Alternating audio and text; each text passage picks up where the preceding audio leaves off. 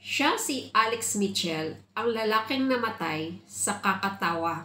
Kakaiba ito dahil meron tayong kasabihan na laughter is the best medicine, di ba?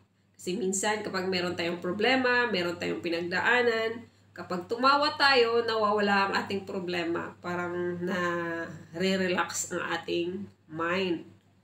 Pero, alam nyo ba, kapag sobra din sa kakatawa, ay masamang epekto sa ating kalusugan.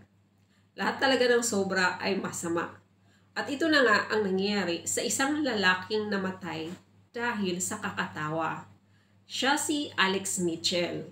Ang favorite niyang laging pinanonood ay yung British comedian show na The Goodest. So galing siya sa kanyang trabaho.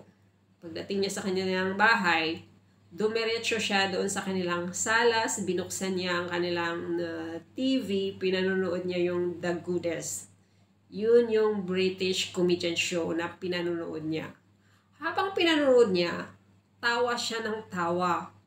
Hanggang sinita na siya ng kanyang asawa dahil buhakak siya ng buhakak na mag-isa doon sa salas nila. Dire-diretso talaga siyang tumawa hanggang umabot na siya ng 5 minutes, hindi pa rin siya huminto, dire-diretso. Dahil hindi niya na mapigilan ang kanyang sarili, hindi niya na makontrol ang kanyang sarili.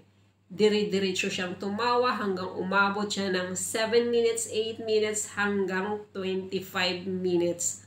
As in, dire-diretso siyang tumawa dahil sa napanood niya na The Goodest na nakakatawa. Pagkatapos noon, after 25 minutes na dire-diretso niyang tumawa, nabagsak siya. Dahil naubusan siya ng oxygen, naubusan siya ng hangin sa kakatawa at namatay siya. So masama talaga kapag nasubrahan sa kakatawa.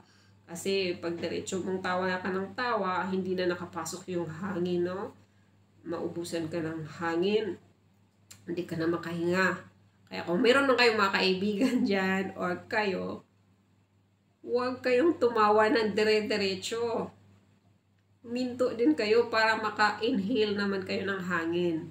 Dahil masama ang dire-diretso sa tawa. So yun lang po. I hope meron tayong natutunan and thank you for watching. Bye!